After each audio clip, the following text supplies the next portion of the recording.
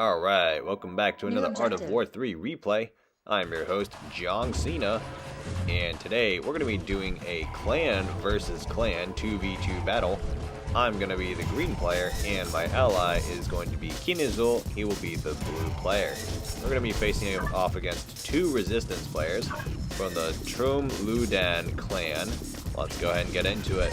So we see we got some early action going on, some riflemen coming in from the red player, trying to get those early game resources. Now again, this is part of the new system for collecting containers on the map. You have to hold your units in the radius in order to capture the resources. So early gameplay is going to be a little bit different now from what we're used to seeing.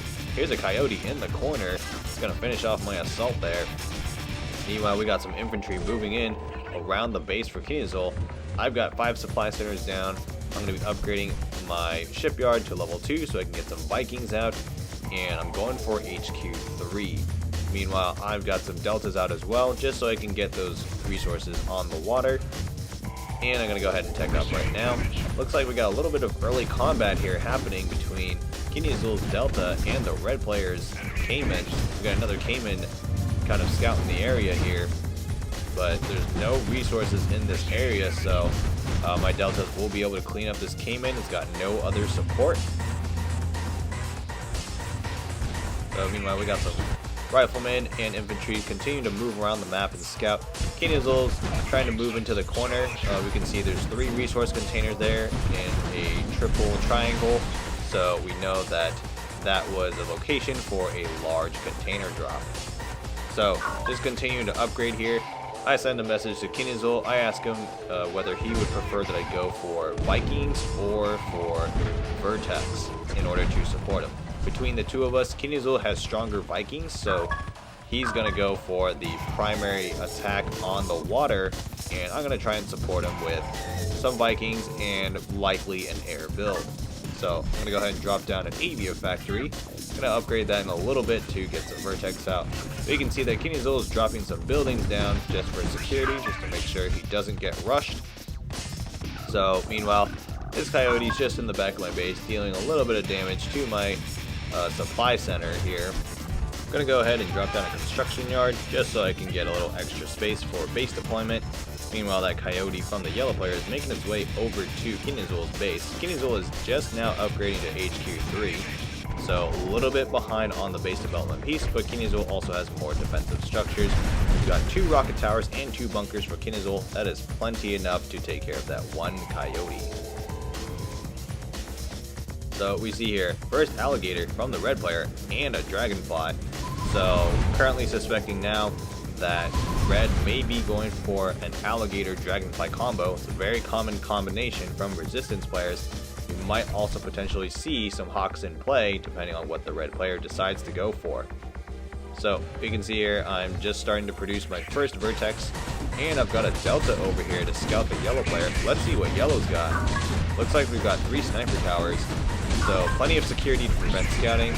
5-6 supply centers and a level 2 shipyard. So yellow is also going for a naval build. Didn't quite see anything here that suggested that yellow would be going for a land build, but just in case, I'm going to drop down a couple defensive buildings. Meanwhile, Kinezul is now in full production mode, starting to produce Vikings out of both buildings. He requests a scout, so I'm going to go ahead and send a Vertex over, and we're going to go check out and see what the red player has. We got some dragonflies firing on a delta. Vertex is going to cover the back of that map there, and we're going to see that red's got an airfield down. We should expect to see some hawks soon. So scouting the yellow player as well. Looks like yellow's got 8 supply centers total, possibly a little bit excessive. Looks like we got some naval combat happening here. This is our first big engagement of the battle. We got Gators versus Vikings here. Kinezul's got a lot of Vikings here, and his Vikings are pretty strong, so they're doing a good job of taking out these alligators. And it looks like we got these alligators cleaned up for the most part. Kinezul's going to be able to move onto that large container and get into that radius and deny capture for the red player. So meanwhile, yellow's coming in to reinforce. Yellow's got his own gators, These Gators are dishing out some good damage to the Vikings, but the Vikings are dishing out superior damage compared to the Gators. So kinezul is currently holding his own against both the red and the yellow player. Red's coming in with another Dragonfly. They're going to be able to clean up that delta. Kinezul is just down to a couple Vikings, and he loses one of the Vikings. It's just one Viking against the Alligator and the Dragonfly. Here comes two more Vikings though, and a Hawk into play. So we know Red's got some jets in play as well. kinezul is going to be able to capture this large container. Let's see if he can hold the line and capture those small resource containers.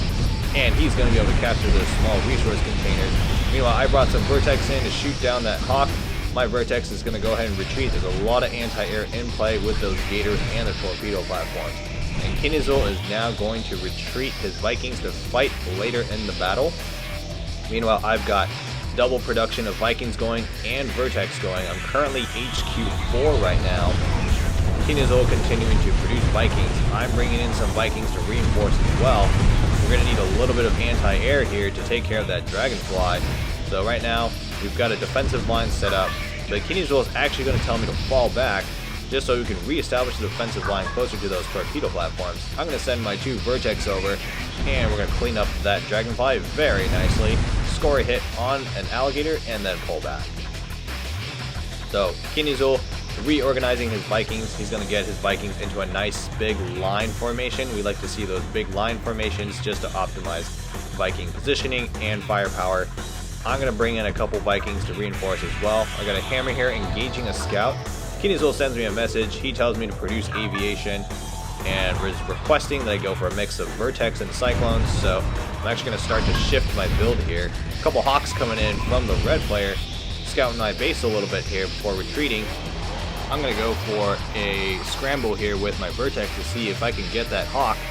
Not going to be able to quite capture that Hawk though, so we're going to go ahead and retreat, pull those Vertex back.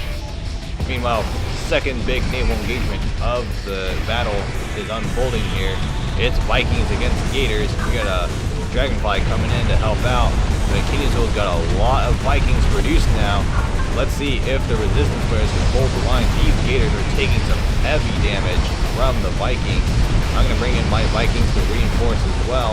And between my Vikings and kinezul's Vikings, this is just too much for the resistance players. Both of them get cleaned up very nicely. Looks like we got two more Gators from the yellow player. Red's all out of Gators though. They've just got a couple of torpedo platforms.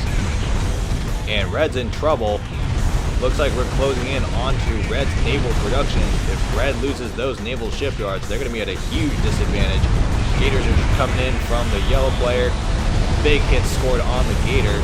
Looks like we got Hawks in play from the red player. Red desperately trying to defend their shipyards, but this is going to be no match at all. kinezul's Vikings come in and just demolishing those shipyards. So Red is officially out of Gators at this time of the battle.